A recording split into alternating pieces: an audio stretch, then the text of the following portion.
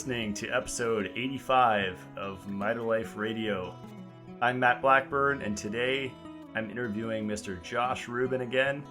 He is the co-founder of East West Healing with his wife Jeannie, and they have a really awesome program called Restoration Thyroid Nutrition, or the RTN method or approach, and they've been helping a lot of people with this little protocol that they've designed.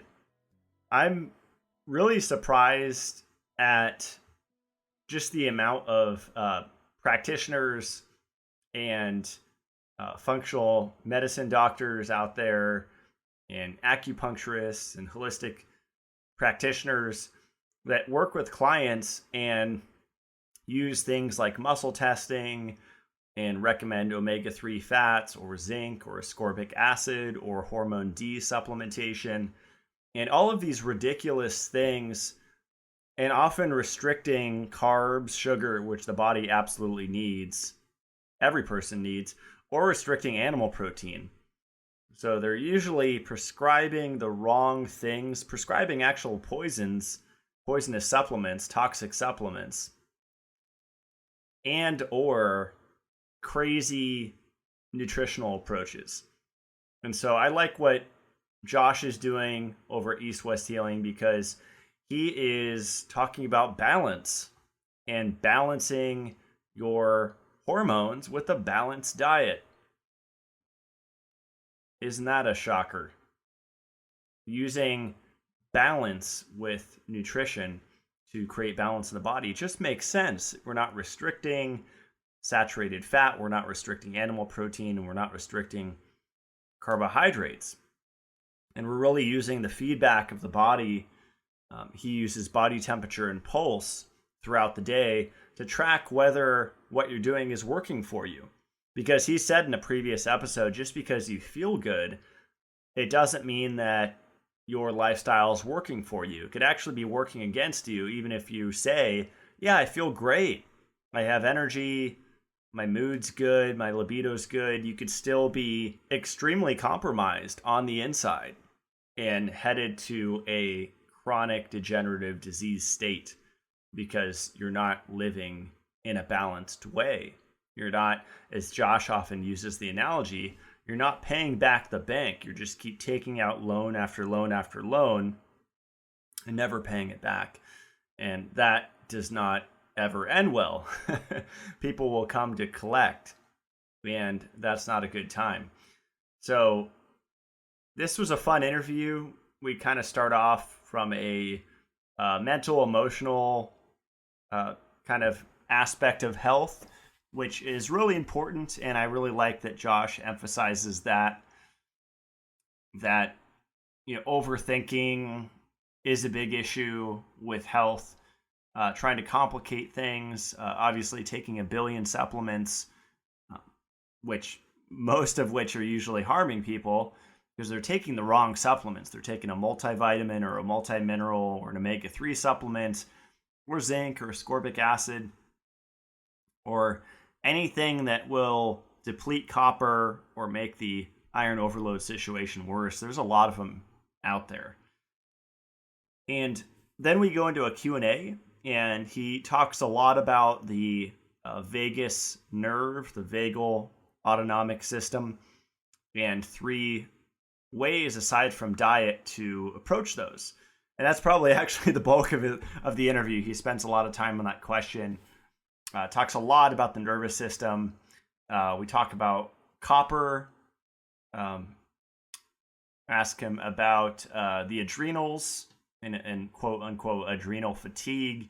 We talk about breathing in CO2, parasites, iron overload, Shilajit, and supplementation in general.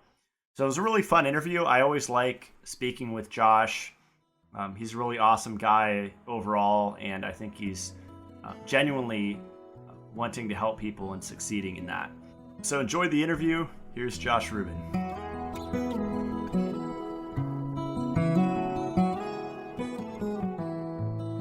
Josh Rubin, welcome back to the show. Thanks, buddy. It's always good being here.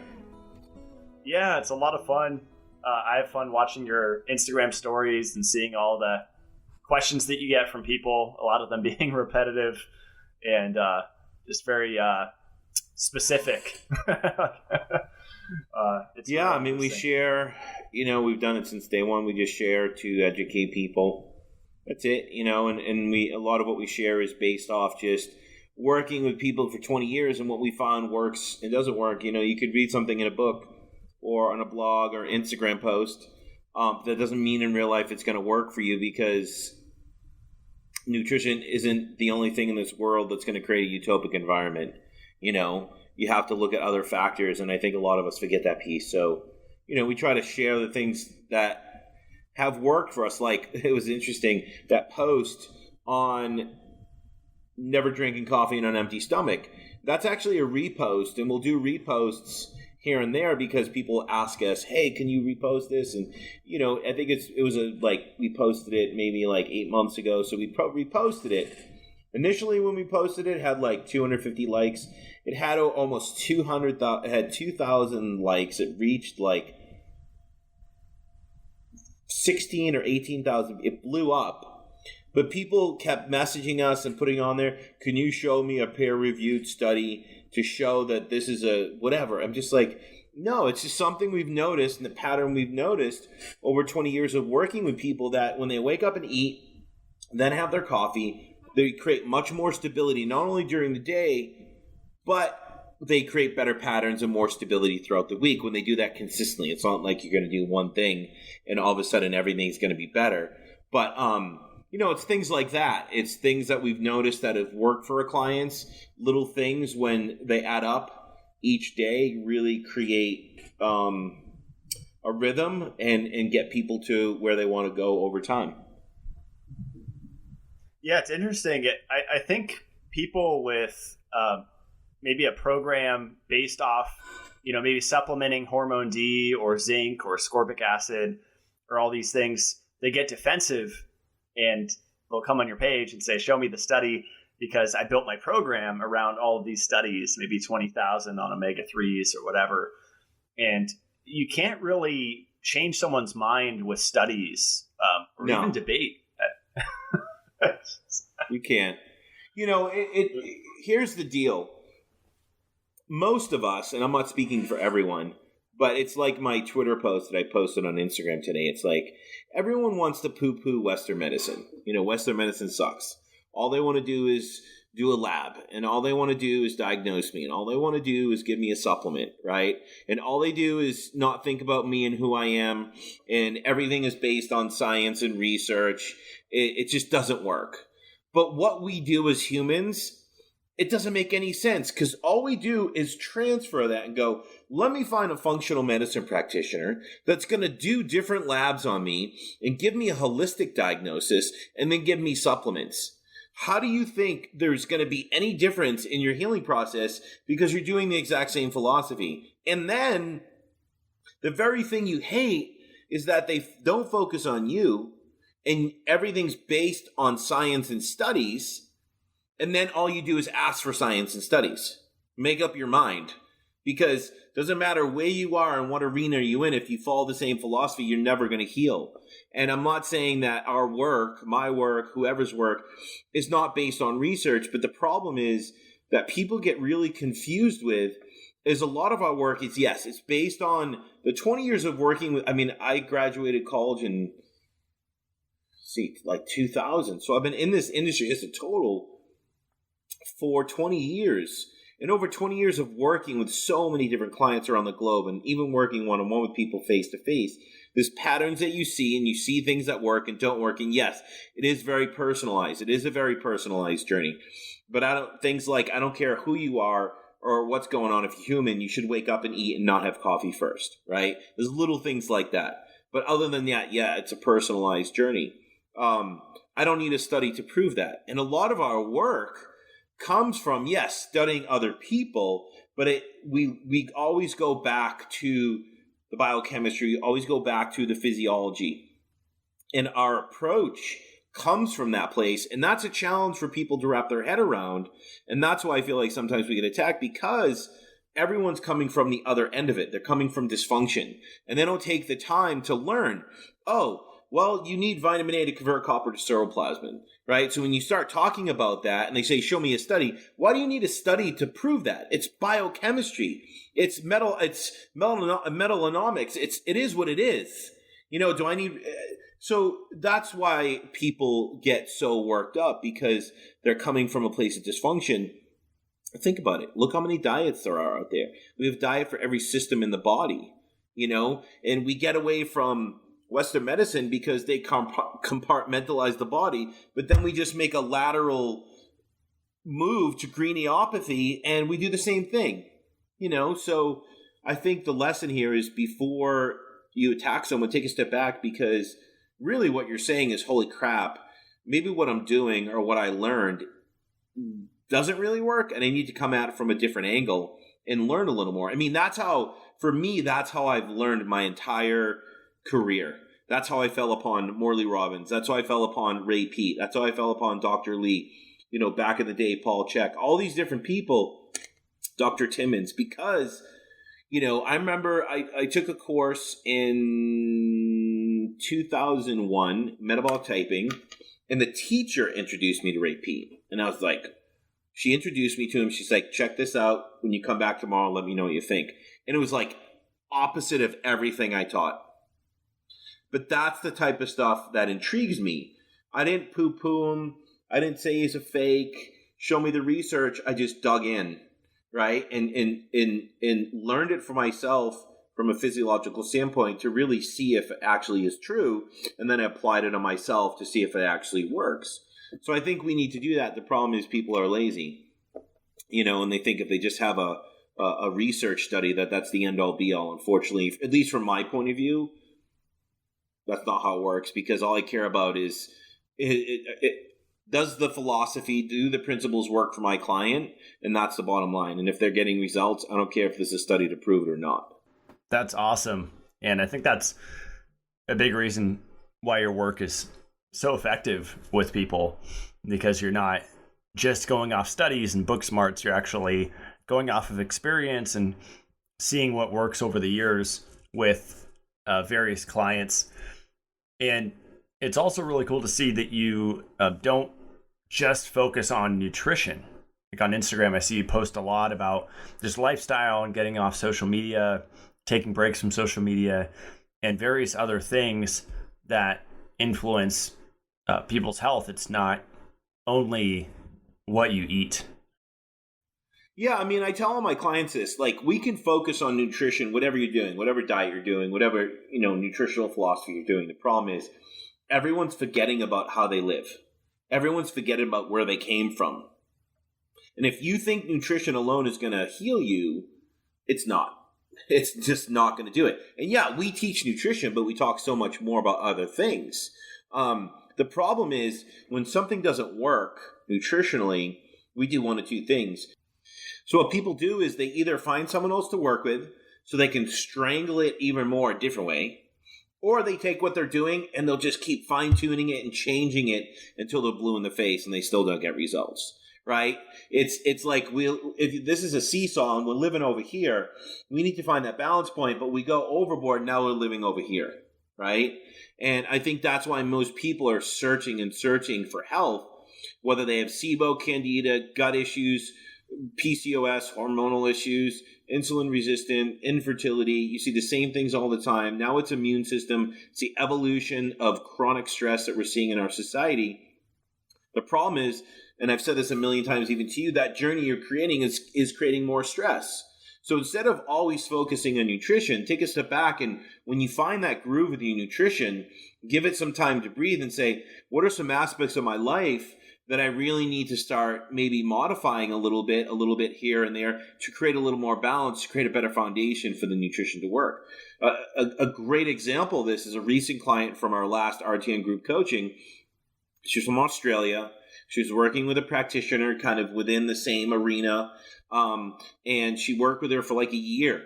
Hashimoto's, she's like in her 60s, sleep issues, TSH of like 7, swelling, just no energy, the usual issues. SIBO, blah, blah, blah, blah, blah. Well, she did our program, and by the end of her program, her TSH went from 7 down to 2, basically within norm, no medication, right? And she felt amazing. But towards the end of the program, things started to fall apart a little bit. So we had some consults after. And we came to the conclusion just by talking to her that there's certain pieces of her life that are creating so much stress. So it's she's taking a step forward and taking a step back. There's not much more she could do to her nutrition, right? And that's what this other person was doing with her.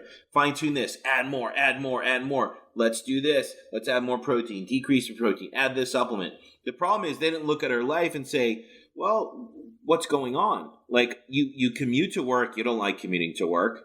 You're not stressed at work. You don't think you're stressed at work, but you see client after client after client. So what she did was she sees a client now, takes a break, sees a client, takes a break, takes a big break. And then she sees a client, takes a break, like small break. So she spreads it out more, and she's moving her business home, right? She's doing less on the days that she's off, and there's other things that are happening. And just by doing that, within less than a month period of time, she's back up to feeling amazing again. She's the best she has felt in the past few years, right? And her labs are normal. So I think people are missing that piece. Like, they're completely missing the boat on that. We have to create balance in our life. That's a piece of health. We have to create balance with our nutrition. That's a piece. And you can't just work on one more than the other. Yeah, that's awesome.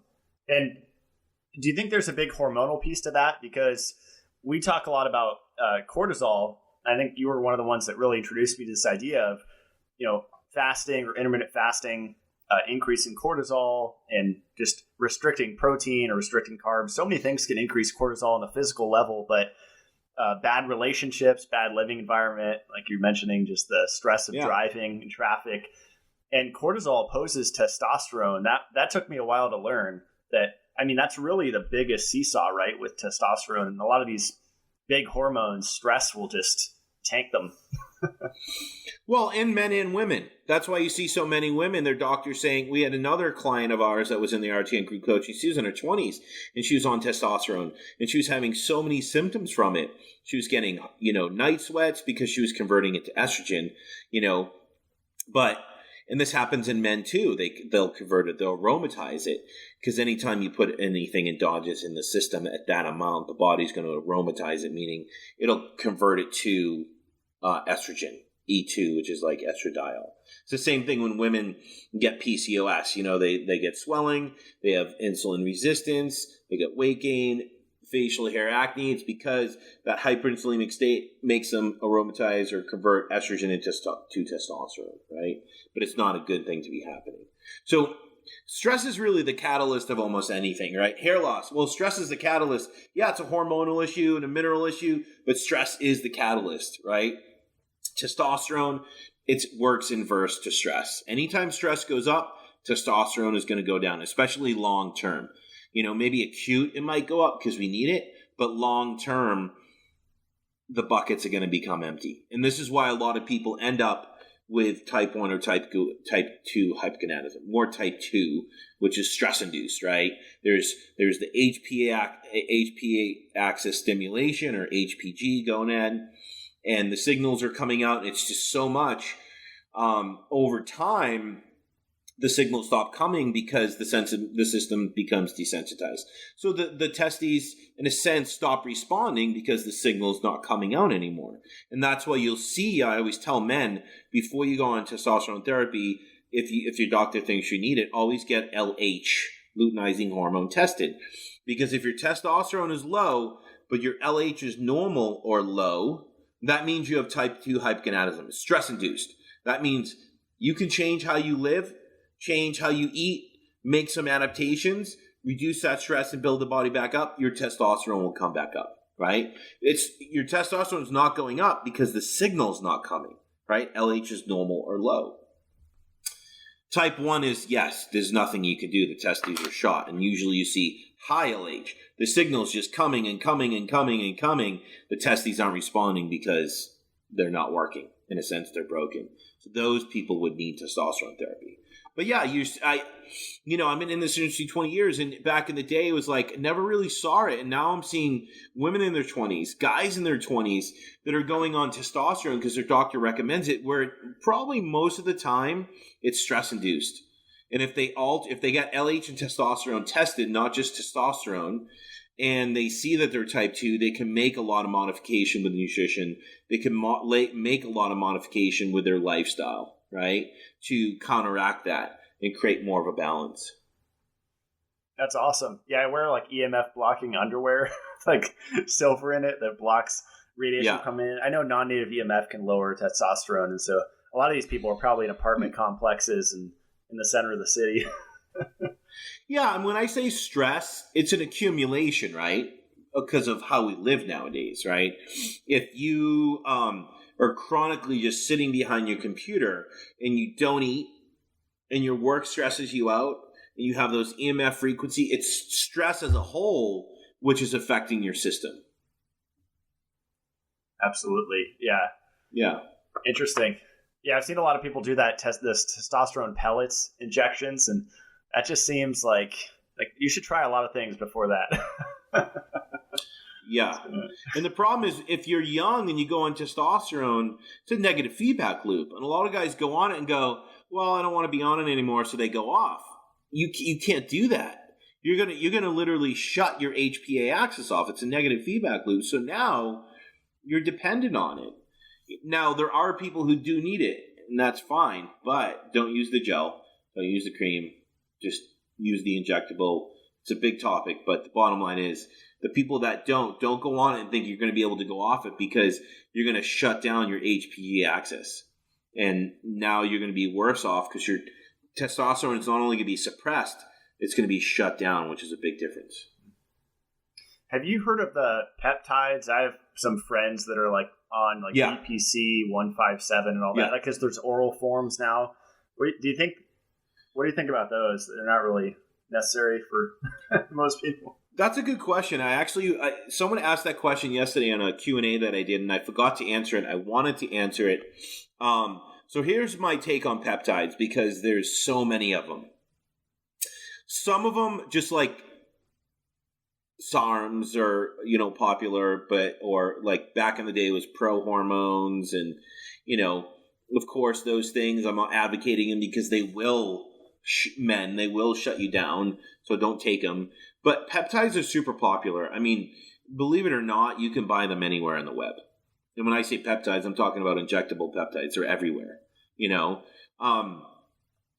But there's two that are used for inflammation and healing. I have actually had some friends and clients use them and get really good results. Not that I've recommended it, but they have come to me and said, I've used it before, it works great. I had a client with chronic elbow issues. He used TB500 and BPC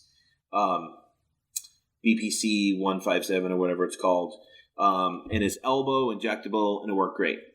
So BPC it stands for like body protein something, or I don't know exactly what it stands for, but it's actually taken from a protein in the gut. And it's a sequence of like 15 different amino acids.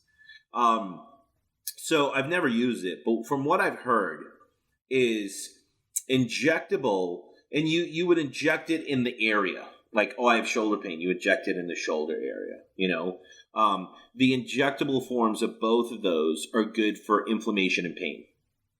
And people, from what I've seen in the research I've done online, people get great results. I'm not advocating it. The oral form, which is now coming out, I don't know anyone that's used it. I don't know. From what I've read, it can be digested. It can go through the digestive tract and not be denatured. From what I've heard is the oral form of BP157, and now everyone's going to search for this and try to buy it. Just remember, it's really hard to find. I've only found 2 places, and it's super expensive, right? So I don't even know if it's legit in oral form, but supposedly it helps with gut healing more than inflammation and whatever in a joint, So like the injectable is more musculoskeletal, the oral is more for the gut.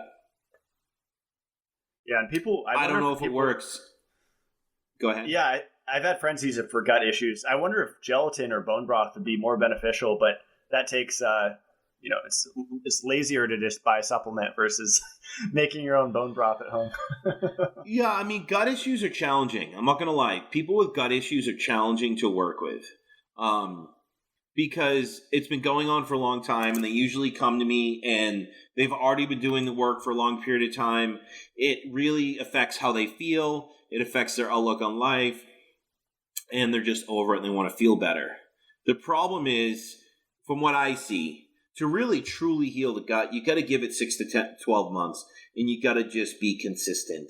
And if you do that, you're going to heal over time. The problem is most people want to see results in a month or two. I was just having this conversation with a client yesterday, who's really just over it. I'm like, it's been 2 months, and unfortunately, when you have gut issues, it's not only just looking at the blocking factors, like, am I eating gluten, or am I eating too many grains, or am I drinking alcohol, drinking too much alcohol? It's just obviously finding the balance with that, but it's also eating in a way to support your body to get it out of an inflammatory state. And it just takes time and consistency.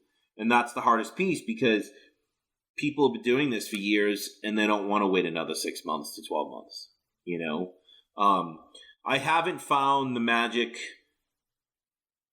pill per se to help people with gut issues. The ones that I've helped, like I said, it just takes consistency and time over a period of time, like 6 to 12 months, to really get them to regulate. Because, and another pattern that I've noticed, and I'm not saying this is with everyone, I'm just saying it's the people that I've talked to. I just talked to a potential client yesterday. He's a med student. And almost all the people I've talked to have had some sort of childhood trauma.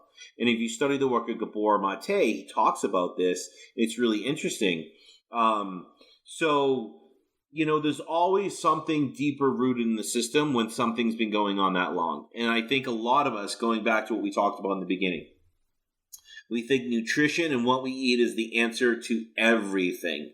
And I can tell you, being in this industry for 20 years, it's not. You have to be open to looking at the other pieces to your puzzle. Because if you were not just physically abused, but if you were emotionally abused, or your parents went through a crazy divorce, you weren't nurtured or whatever, there's going to be some sort of impact on your nervous system.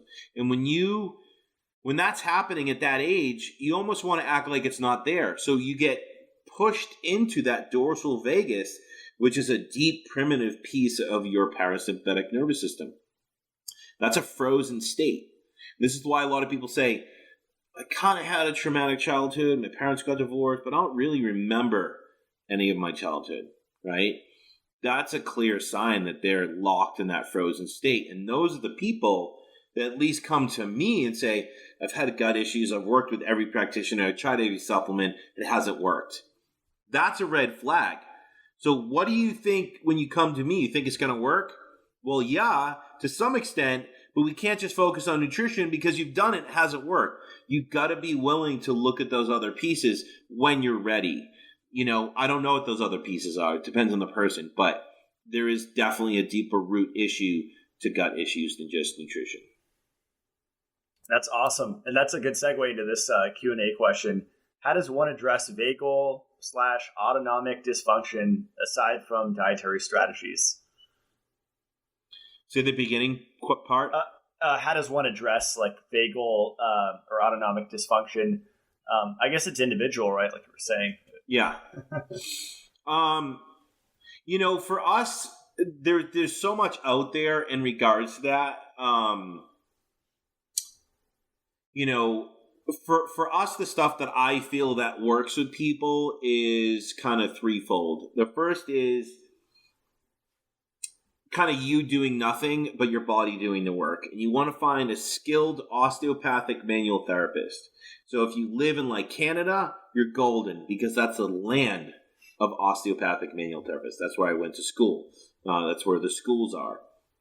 If you're in a different country, France, Australia, all those different countries, you're golden because they're everywhere. If you live in the U.S., you're kind of screwed because, as usual, America and the AMA took the term osteopathy, they own it, and they bastardize it, and they made it just Western medicine. That's all it is, with just a different name. So, and they've broken it apart. So it's hard in the U.S. There are people that are trained, but if you live in the U.S., you probably want to find a skilled craniopsychotherapist or biodynamic craniopsychotherapist, or you can look at Upledger. That would be my last choice. But you need someone to get in there and work with your body to help you auto-regulate and create that environment, right? Especially if you've had some sort of physical trauma, right?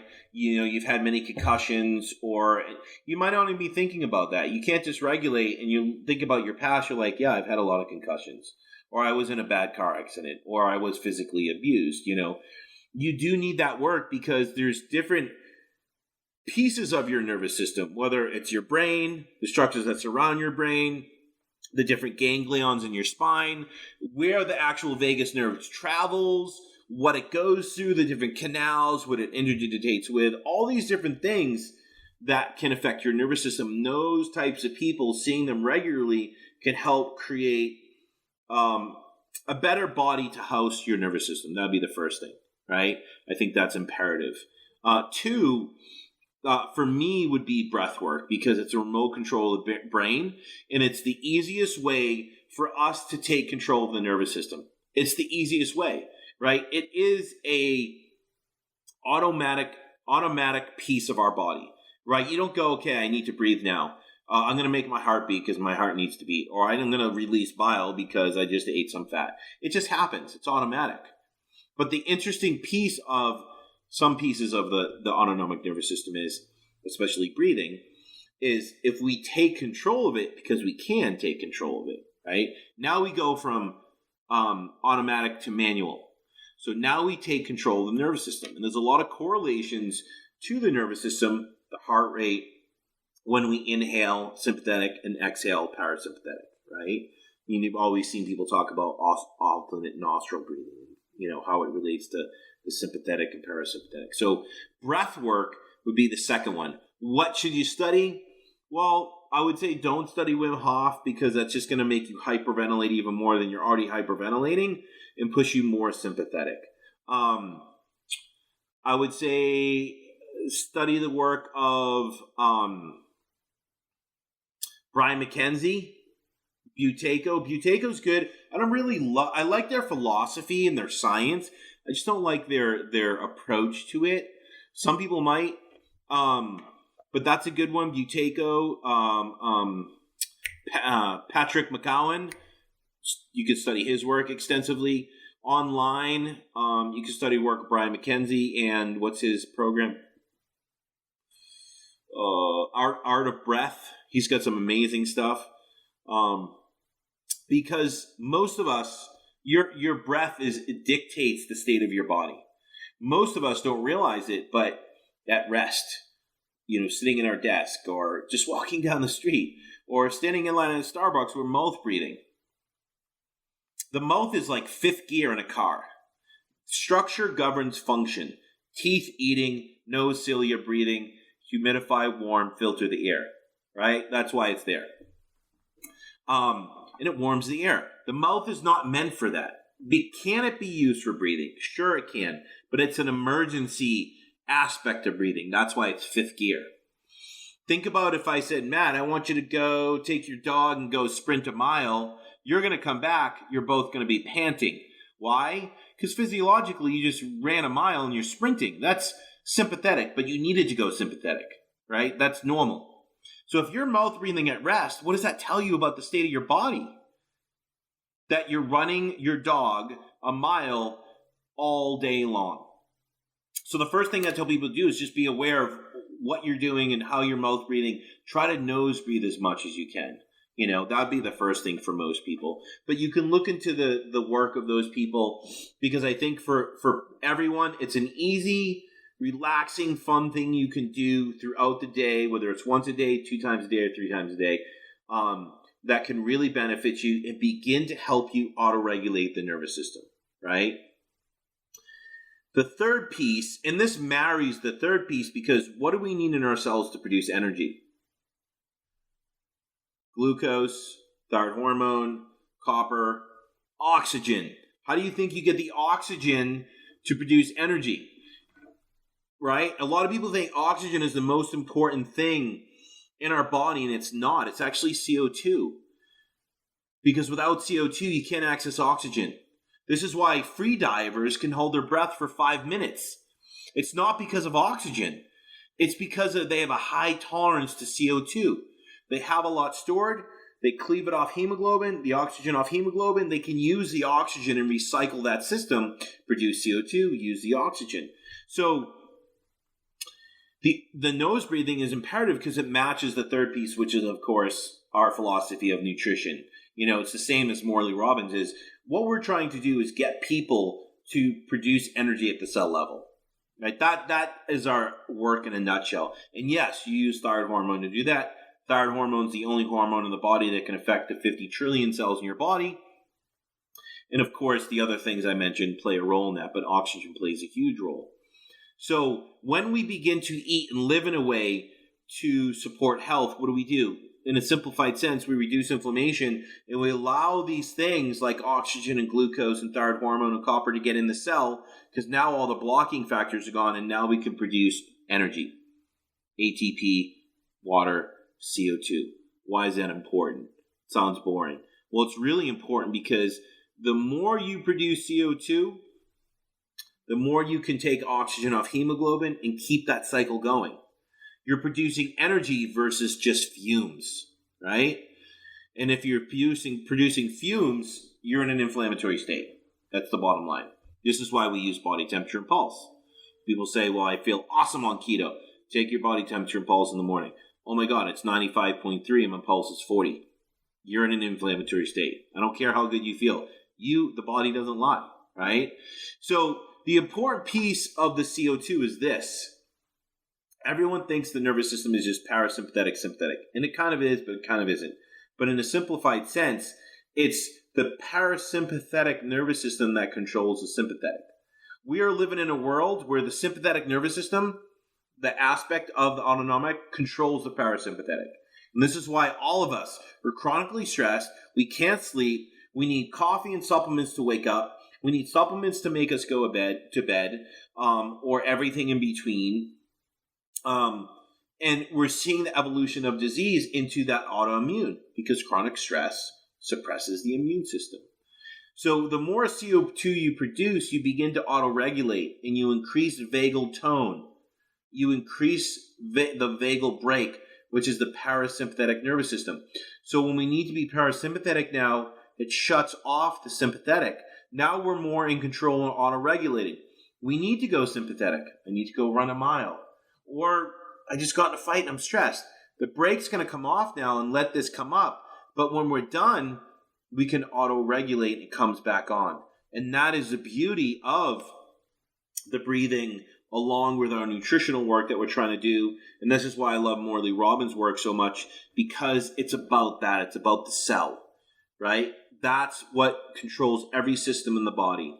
And if those are working better, just sit back and enjoy the ride, because as they continually work better over time, they're going to pay the bank back and you're going to feel better. It might take a year or two, but you will feel better. Absolutely. And I really like what you share about carbon dioxide, because I feel like there's a huge emphasis on oxygen and utilizing oxygen with copper and the copper-dependent enzymes, but not a lot of people are talking about the importance of carbon dioxide for oxygen. It's kind of like the gatekeeper, right? Right. So if you study work like Brian McKenzie and these people, they talk about how CO2 is the most important thing. Now, this doesn't mean like breathe CO2, you'll die. It's gonna. I don't mean go out there and like pump CO2 into your apartment. You will die. I mean, believe it or not, many years ago, there was someone in this Ray Peat arena that did that, and they found him dead in his apartment because he was pumping CO2 and because he just didn't understand the mechanics of all this, right? So I'm not advocating that. What I'm saying is If you eat in a way to support your cell, it produces energy on its own. That CO2 grabs oxygen away from hemoglobin, keeps the cell going. Into what Morley's saying is oxygen is important. And we have many posts on this. The problem is everyone focuses just on the breathing. Alone, it's not going to do much. That's why we talk about the nutritional piece and making sure that you're eliminating the things that create copper chelation. And that's the biggest issue, right? A lot of people say, well, how do I get copper? That's easy. The issue is we're living, like Morley says, in a copper desert because high fructose corn syrup, because of, I think that's my computer, I apologize, because of overtaking antibiotics, because we're taking synthetic vitamins and multivitamins, we're taking too much calcium, we're taking synthetic zinc, we're taking colloidal silver, we're using vitamin D. I mean, the list goes on. All these things, genetically modified food, all these things chelate copper. That's the biggest issue. So before you start taking desiccated liver, you have to make sure that all those factors are out of the picture. Because if they're not, you're wasting your time and money. That's the biggest issue because copper allows you to utilize the oxygen. Oxygen comes to the cell, but it says, I don't know what to do. Copper activates it. And that's why Morley says it's a poison, because if you don't have copper, then it's useless. Now, if you want to get more technical, a lot of people say, well, I test my copper, it's high. Test my copper, it's normal. It's not necessarily copper that you want to test by itself. It's about patterns. So, and this is where you don't know any better, so you test it, your doctor tests it. The only place you're really going to find this is the Full Monty panel. We've talked about this before. And the reason people have high copper is because they take vitamin D. Vitamin D is like the only reason you're going to have high copper. Why? Because mega doses of vitamin D or D alone depletes liver retinol, which is vitamin A, right? Animal source vitamin A. Guess what happens when you deplete vitamin A? You can't convert copper into bioavailable copper, which is seroplasmin. That's the most important thing in the body, right?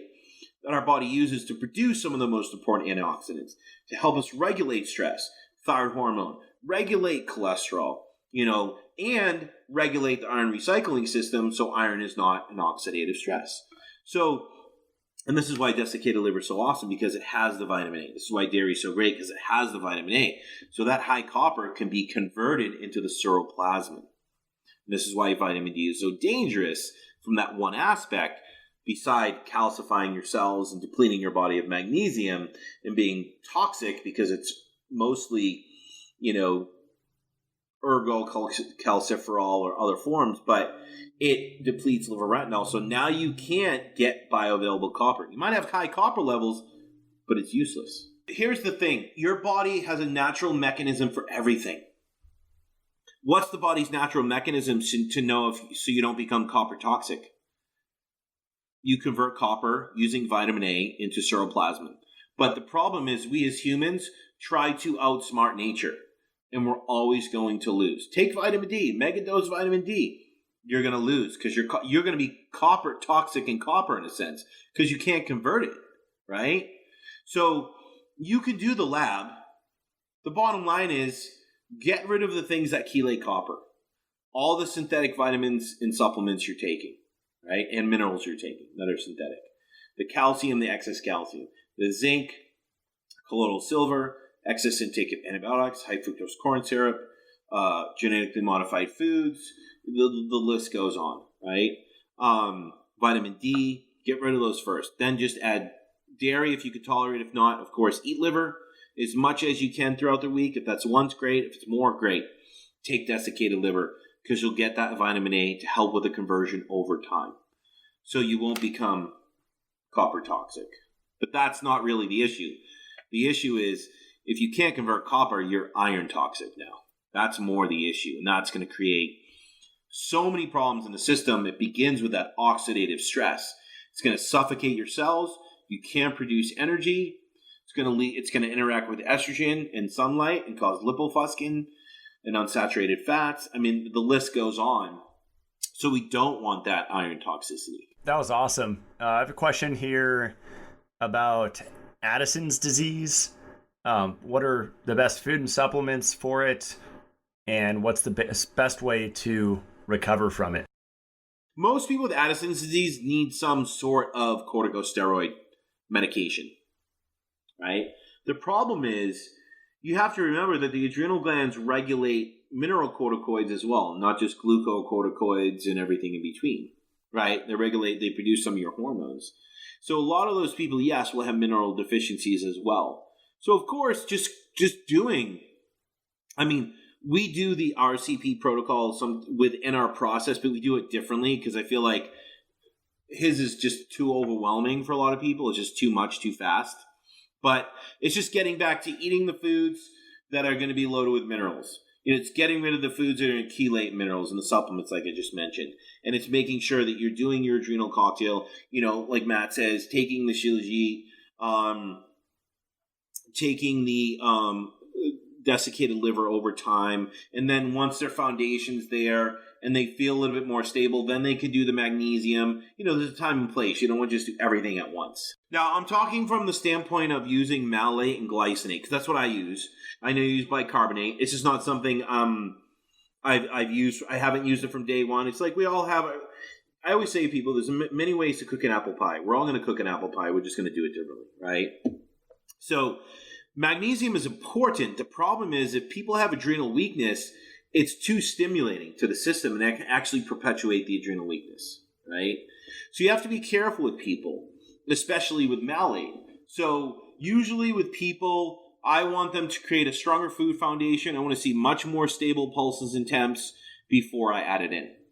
And then when I add it in, I'll usually, depending on the person, add in glycinate first and then slowly move in the malate over time. But that's the reason I do it, because it can wake up 300 enzymatic reactions as well, right? And for a lot of people that are not that resilient, that's hard for them to handle, right? So I want to make sure that their body is ready to handle what's coming in so they can use it and it's not a stress and it works for them versus against them. That makes sense. Next question is, my tongue is covered in a white-yellow gunk in the morning, and every 5 hours or so I scrape a lot. What is the best way to eliminate that? Sounds like a fungal infection, possibly. Yeah, honestly, I don't really know. That's not something I get into with clients. The tongue in Chinese medicine is the flower of the stomach. I'm pretty sure, if I remember correctly. I'm almost positive. Could be wrong, look it up, but I'm almost positive.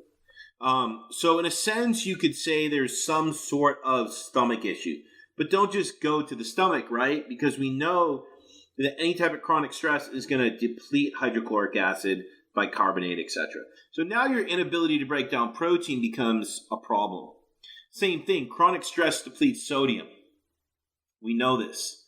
The problem is sodium is an aspect of what? Regulating cell balance, energy production, hydration. Sodium plays a role in regulating blood volume, and sodium is actually an ingredient in making hydrochloric acid and helping you break down proteins. So what it's really telling you is, you can't break down proteins. You have hydrochloric acid deficiency. You're sodium deficient. But the question is why? Chronic stress. And it comes back to, how did you get here? What are you doing in your life that's causing this? Make some manipulations, but yes, make nutritional modifications to support that, so you don't just try to heal in the same environment that got you sick, right? So yes, I would make some lifestyle adaptations, but also you could do the adrenal cocktail. You could add more salt, Celtic sea salt to your food. Make sure it's white, but also getting the potassium to balance it out. That's why I recommend the adrenal cocktail, or just coconut water and salt 2 to 3 times a day. And by doing that and reducing your stress over time, hopefully your stomach regulates because your body regulates and your tongue regulates itself. But I'm not like a tongue specialist, so I can't really... There's some people that read the tongue, I just don't do that, so I can't really comment on exactly what that means. Someone's asking, can you discuss doing a parasite cleanse? How and why you would do a parasite cleanse? Yeah, there's so many parasite specialists out there. It's just not our forte. I remember I trained with the Czech Institute, went through all the certifications, and I coached for him for like 10 years. And there was a lady from the UK. What was her name? Emma? I forget her last name. And she was like the parasite whisperer. Everyone had a parasite. Everyone needed a protocol. And that's great, but the question is why? And I think a lot of the parasites that people are trying to treat are non-pathogenic, unfortunately. You have to remember they're going to prey on the weak. It's that simple. They're going to prey on the weak. So unless you go out and you're a strong person, you're hiking, you drink some water from a creek or something, you get giardia. It's a little different. But the question is, why do you have it? Why do you continually have it? Maybe you need to think about how you're living and eating more to build up your resiliency so you can pass these parasites. I mean, when we first started in this industry, that was something we studied a lot. And I'll be honest with you, at least from my take, I never really saw anyone fully heal when they did protocols to get rid of their parasites. That's just my take on it. But a lot of people like to chase it because they have an itchy anus, or because their tongue's a certain color, or because they have an itch on their arm. It's a parasite. I just don't agree with that way of thinking, because I think it's a very, everything in our culture now is like fear. Everything being promoted is fear. Like food is bad and fruit is bad and, parasites are bad. And it's like, we have enough fear going on between COVID and, what's going to happen during this election. I mean, there's a lot of stress happening in the U.S. right now. And it's creating so much conflict because we have two different schools of thought about the mask. We have two different schools of thought about school and politics. There's so much stress going on. Your food and your healing and your life should be fun. It should be easy. It shouldn't be stressful. Parasites chasing you is the least of your worries right now. Yep, I definitely agree. When I was under the vegan, vegetarian spell, it was all about parasites, and I was convinced that they were the root of a lot of different health conditions because they were creating deficiencies and different things. And I was just doing countless coffee enemas and looking for them in the toilet. It became really neurotic and counterproductive to my health. Yeah, I mean, I've done different parasite cleanses in the past, especially when I was with the Czech Institute and Paul Czech. He would recommend them. Do this and do that. Parasite cleanse. And I'm like, but do I have a parasite? I don't know, but I do it anyway because I was so brainwashed at the time. And then we do labs and like, oh, you got this parasite, you got this parasite, you got to do this protocol and this special protocol and that special protocol. And I'd always do them, but I never really noticed a huge difference, to be honest with you. Someone asks, do you use Shilajit? I guess personally or with clients? I get that question probably every day. I don't use it. It doesn't mean I don't like it. It's just not something I use. So the reason I don't take it is because for me, nutrition is about finding balance. And I'm an all or nothing type of guy. I'm not going to read something and only read half of it and put it down. I'm not going to start a project and just go, I'll finish it tomorrow. I'm just all or nothing in black and white. And I know that about myself. So with nutrition, I have to find that balance of how obsessive I want to be and how intense I want to be and how many supplements I want to take. Because when I go overboard, then I start hating the nutrition and I don't like the way it feels. And that's why I don't take not just Shilajit, a lot of supplements at once. You know what I mean? Like right now I take magnesium, desiccated liver, and IP6. That's all I'm taking right now. And that's even too much for me. It's just overwhelming. Like every morning I gotta take this and I gotta, it's like, so that's enough, and the reason I take the IP6, people are probably, well, what's IP6? It's an inositol hexophosphate. It's an iron chelator. Don't just go buy it, people. But years ago, I kind of had a health scare, and I think I've talked about this before, but my ferritin was like super high. Like, I forget the exact value, but I think it was like 850, which is obscene. Anything at 900, 1,000, that's like cancer. The doctors didn't know why. I mean, I felt like I was dying. I felt like death. But long story short, testing for like a year. And I said to my doctor in the beginning, I just want to donate blood. He's like, no, don't do that. So in the end, couldn't really find anything else going on. He's like, go donate blood. Anyways. So I donate blood and take the IP6 because it brought my ferritin way down over time. It's taken years, but it's an iron chelator. Oh, that's cool. Yeah, that's kind of why I take Shilajit. Is it's an iron chelator. It is? Yeah, it wasn't shown in the research, but it's there's tons of studies on how it helps anemia, and we all know that's a BS diagnosis. And yeah, that's the main reason I was introduced to it by one of my mentors, is for that specific iron aspect. And I just like it because it's more of a whole food. I always try to move towards whole food stuff. So I like cassingram stuff and oregano, but yeah, I totally get it where it could be overwhelming. I tend to take more supplements when I'm traveling. Like when I go to California, it's just way more stress. I'm just taking like double or triple the amount. Yeah, you could do like curcumin and apolilactoferrin with IP6. That's a good protocol for iron chelation. Curcumin and what was the other one? What? Apolilactoferrin. Apolilactoferrin. I haven't heard of that one. It's a mouthful. Yeah. So those are good iron chelators. That's what I used for like a few years. Now I just do IP6 because my ferritin's way down, and I hate taking a lot of supplements. Yeah, it's tricky now with like my friend Beverly. She was donating every couple of weeks because Morley kind of saved her life. She was like dealing with like crazy itching and just really debilitating symptoms. And she found her frequency. She had to see a phlebotomist every like bi-weekly or something.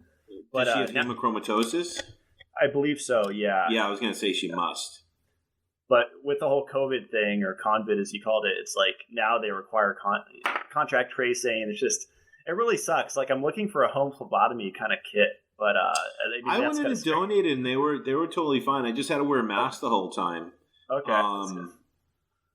I go every 2 months. I sometimes I go every 4 months. I do double red, so they take double the amount of plasma of red blood cells. That's why you got to go every 4 months. The problem is if you mix it, you can only donate like point wise. I think 5 times a year. So it takes up more points. So you might have a big gap before you can go again. But the problem with blood donation, in my opinion, is for a lot of people, I mean, if you have hemochromatosis, that's a priority. But for most people, it's like at the end of the totem pole. It's important, but the problem is you have to build resiliency of energy and minerals to get there. Why? Because the people that go are like, oh, I was exhausted for 2 weeks and I can't get out of it. That's a sign that they shouldn't have been donating. You should donate. I love going to donate. Why? Because I feel amazing. I can eat a ton of food. I just feel like He-Man for the next week. I feel energized because I'm dumping so much iron. So when you have that negative response, it's showing you that your resiliency is low. You have a lot of adrenal stress. Why? Because when you donate blood, the body sees it as a stress. You're losing blood, and it wants to try to replenish it, and it can't as fast because there's too much stress in the system. So for a lot of people, I'm saying this because I don't want everyone to just run out and do it. It's kind of like, for me, our process is like a 4-phase process. It would be like phase 4 or 5, for a lot of people. But it is beneficial for the people that receive it, but then it's beneficial for you in itself. Yeah, that's a really good point. Because I've had people say, like, I got super lightheaded after donating. What does that mean? And I asked Morley about that, and he said they need a lot of whole food vitamin C for their adrenals, and it's an adrenal problem. Right. Yeah, they shouldn't be donating. You shouldn't faint. You shouldn't be lightheaded. You shouldn't be tired for a week or two. I had a client that just did it because she thought she should do it, and she's like, she was exhausted for like 3 weeks. So in a sense, this beautiful thing that's supposed to help her kind of worked against her. So I guess the question is, like, this is a good wrap up kind of, how do people know they're ready to donate? Just do a little bit of work beforehand? Yeah, I think for us, it's taking them through the process, and what we see is just better patterns in their food, their frequency, their body temperature pulse. We see more stability, right? We don't see the highs and lows throughout the day. We see more stability, and they start to feel better. So if you wanted to put like a timeline on it, I would say if you're putting in the work nutritionally, and you're doing what's right to meet your metabolic needs, and you're replenishing your minerals, and you see stability in body temperatures and pulses throughout the day, meaning they don't jump up and down, and you see a reduction in your systems, for me at least, is a good 6 to 8 month mark is probably when you could go start. Mm-hmm. I think for us, healing is about doing what you need at that point to support that next phase. It's like you go to first grade, you go to second. It's the same thing with healing. The problem is everyone tries to do everything at once, and they go, that didn't work. I got to try something else. You can't just go, I'm going to do nutrition, take a course, go to school, work a job, do the adrenal cocktail, take desiccated liver, magnesium, glycinate, malate, and, go donate blood and think it's all going to work in the first month. It's too much on top of too much. Yeah, the thing you emphasize a lot is it's a process. It is. Back when I used to be like a gym teacher, my co-coach would always say it's a marathon, not a sprint. That was his mantra. And that's hard for people because they want to heal yesterday, but it's just the truth, So you just got to give it space and realize you'll get there, but you got to go to first before you go to second. You got to go to second before you go to third grade, etc. You got to create that foundation. That's awesome. Well, yeah, thanks again, Josh, for your time. And you're a busy guy, a lot of clients and group coaching. And is there a group coaching update? Is that all full or? That's full. That starts the 2nd. Obviously, we do one-on-one coaching. That's open. Working on some projects. Hopefully, one of them will be done in the next. I don't know what month is it right now. August.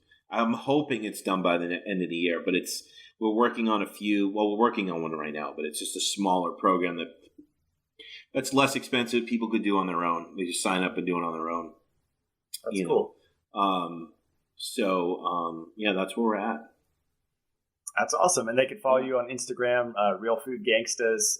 Yeah. Always entertaining. Always like the filters. Try to have as much fun as I can. You have to or you'll go crazy. Yeah. Yeah, exactly, right? Awesome. Well, thanks, Josh. Stick around while I close out the show. Thanks again.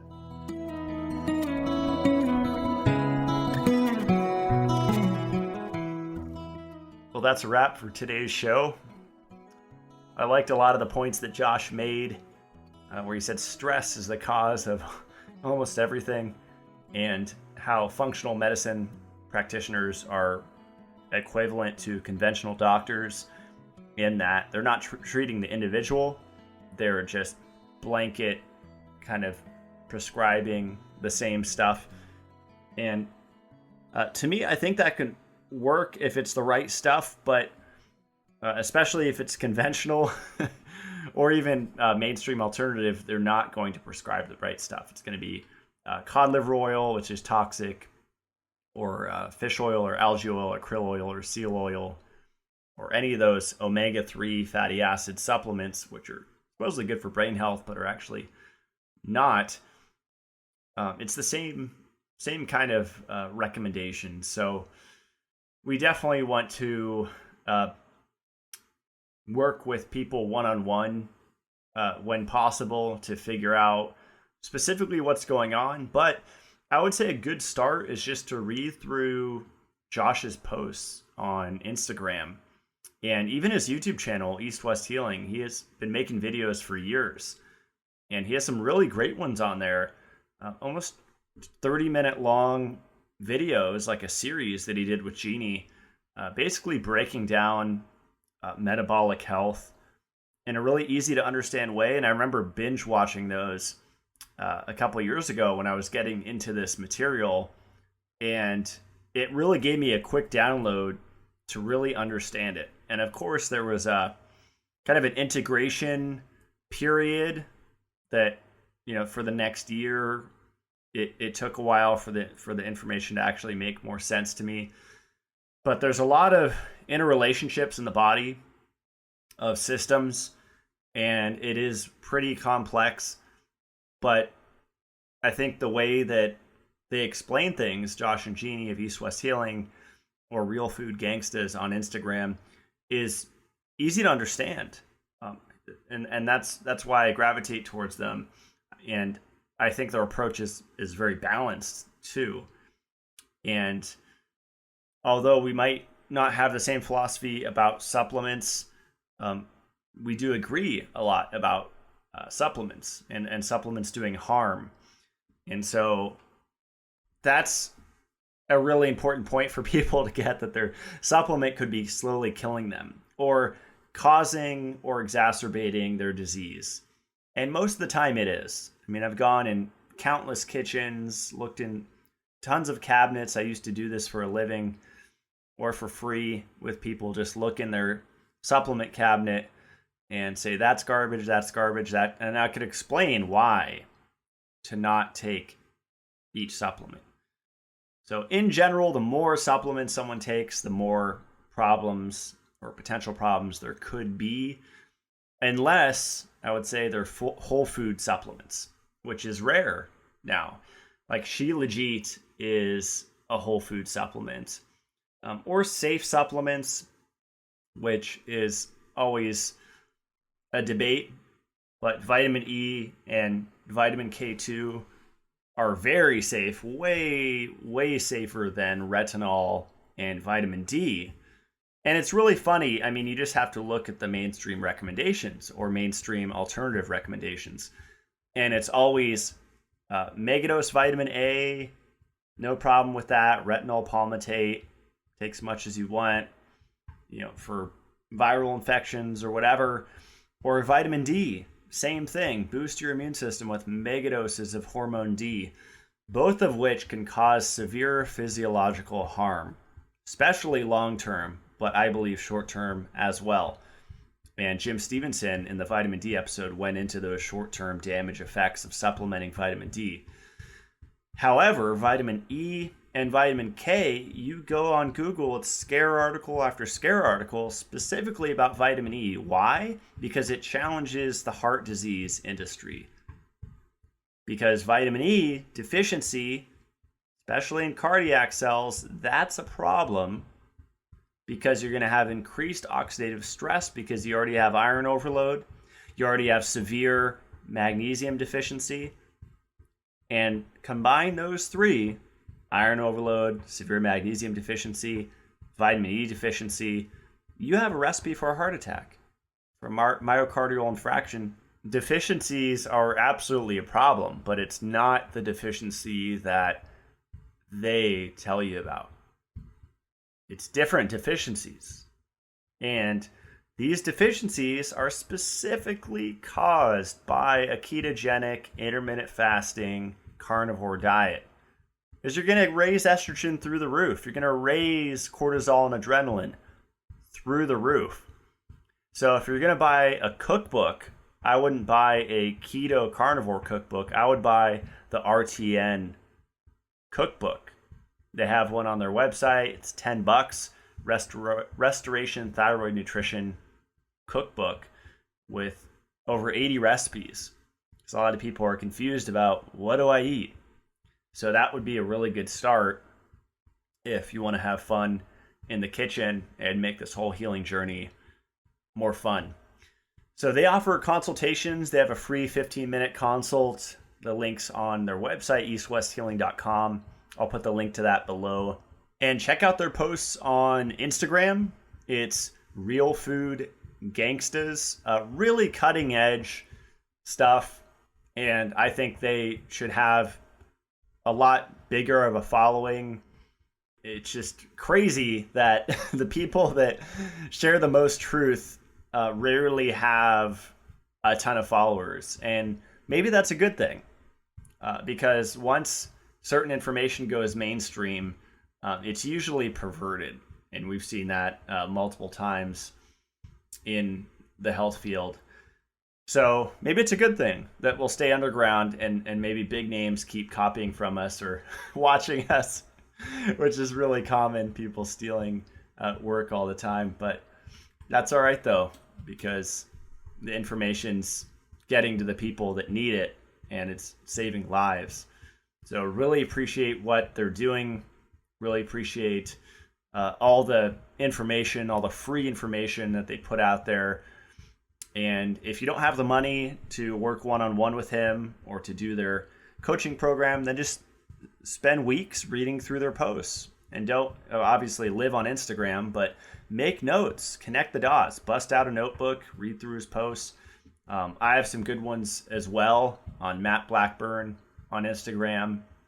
That's where I share most of my content. I'm also on Facebook. But you can get a lot out of posts. That's how I learned for years when I couldn't afford coaching or programs or things like that. And just a little update on the Purely K and PUFA Protect Mitolife products. Those will be back very shortly. Stay tuned on Instagram if you'd like, or just keep refreshing the mitolife.co website, mitolife.co. And the ETA for the vitamin K is later this week, and for the PUFA Protect the following week, but maybe sooner for each. So I'll announce it as soon as possible. And thanks so much for buying my products. The response has really been overwhelming. That's why I keep running out of stock of products, but it will totally be worth it. I'm actually upping the quantity in the next Purely K batch, and the price will go up a little bit. But for those of us like myself that like to megadose menaquinone 7 vitamin K, because I know I've been deficient in it my entire life, then buying the bigger bottle just makes sense. And the new vitamin E product, PUFA Protect, will be even more powerful against lipid peroxidation and more balanced. So that's really exciting. You guys will love that. And it's double the dose per capsule, so you have to take less capsules. And on that topic, I often get asked if they can break open the capsule. These are my 3 frequently asked questions. Is it safe during pregnancy? Is it safe for kids? And can I break open the capsule into food? And the answer is yes, consult your doc. Yes, but consult your doc. And 3, yes.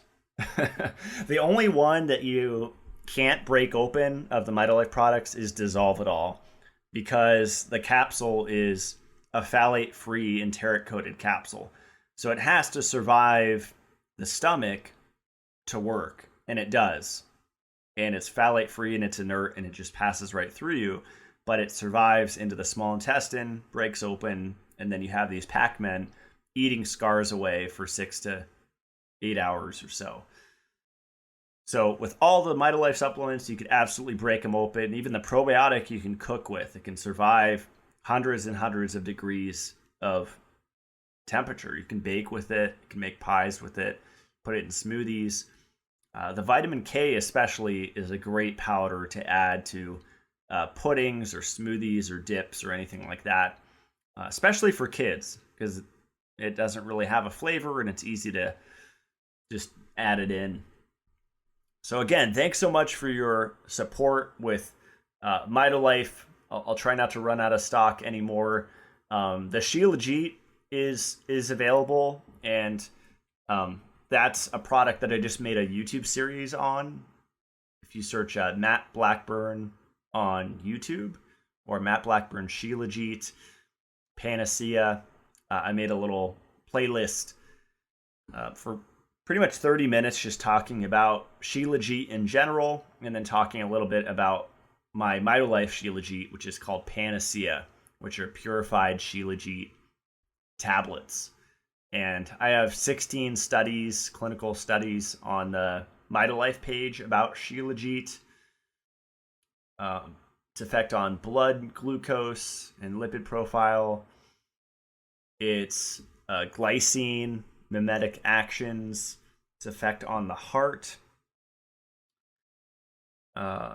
its safety, its cardioprotective effect, ulcer healing ability, inflammation, alcohol addiction, skeletal muscle support, gastric ulcers, ulcerative colitis. There's a lot of research on ulcers in general with Shilajit, and it's just not a well-known supplement. And I think people underdose it. That's a really big point that I emphasized in the video series that I made. And I'll probably make more videos about it because I could just talk about it forever. It's a passion of mine, and unlike other supplement makers that sell Shilajit that just jump into it, I've been taking this every single day without break for about 8 years now, and it's absolutely changed my life. I believe it's equivalent to the red pill in the Matrix, which you might laugh, but it's absolutely true if you knew what it does. I mean, activating countless thousands of enzymes in the body, enzyme pathways, providing tons of trace minerals that you've never got in your life that are carbon bonded, which is really the key point.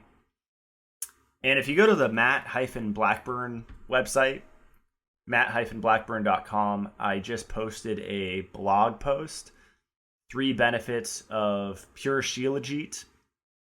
And I talk about energy boosting, nootropic effects, and its effects on the immune system. And then I link the video there. So I'll put the link to that below in the show notes if you want to check that out. And like I told Josh in the interview, it does have a powerful effect on anemia. And I think it's really interesting that people that are talking about iron overload are not talking about Shilajit. I think it's really the missing piece. There is bioavailable copper present in Shilajit, just like all of the other minerals, in the perfect ratio, perfect form, all complexed with fulvic acid. And you have the D-benzo alpha pyrones, or DBPs. You have DBP chromoproteins that boost cellular energy production and actually boost the function of coenzyme Q10 or CoQ10. And in the article, I talk about how it has a positive effect on dopamine and how it actually reduces serotonin and decreases serotonergic activity, which is a stress hormone. So really, really, really underrated. I pop at least 5 tablets a day, which is 1,000 milligrams or a gram. You're not going to get that from those little dinky jars that people sell where you have to scrape it out and it's really inconvenient and it turns your teeth black. None of that with this product. You get mega doses and you don't even have to taste it because it does taste pretty bad. Kind of like asphalt smells. And I take 5 to 10 a day. Sometimes I'll even take 15 or 20. It really depends on my goal and what my workload is that day, or if I'm in recovery. Whatever's going on, you can kind of move the dose up or down. But I would say 5 tablets a day or 1,000 milligrams, ideally spread out throughout the day. So morning and night. That way it's always circulating in the body. That's a really good strategy. So thanks again for listening to the show and supporting my work and Mitolife. Right now I'm putting most of my energy into this podcast, and I'm really happy with how it's growing and the feedback that I'm receiving from everyone. So it's really fun to ask questions. It's really fun to have intelligent people on the show that really challenge the dogma, even the alternative health community, because there is a dominant dogma that's present in the alternative health community, and it's nice to kind of break through that, and it's very refreshing. So today's quote is by Gabor Mate. One cannot get much more vulnerable than to expose oneself psychologically. To share oneself with another and then be misunderstood or rejected is, for many, a risk not worth taking. As a result, this is the rarest of intimacies, and the reason so many of us are reluctant to share, even with loved ones, our deepest concerns and insecurities about ourselves. Yet, there is no closeness that can surpass the sense of feeling known and still being liked, accepted, welcomed, and invited to exist.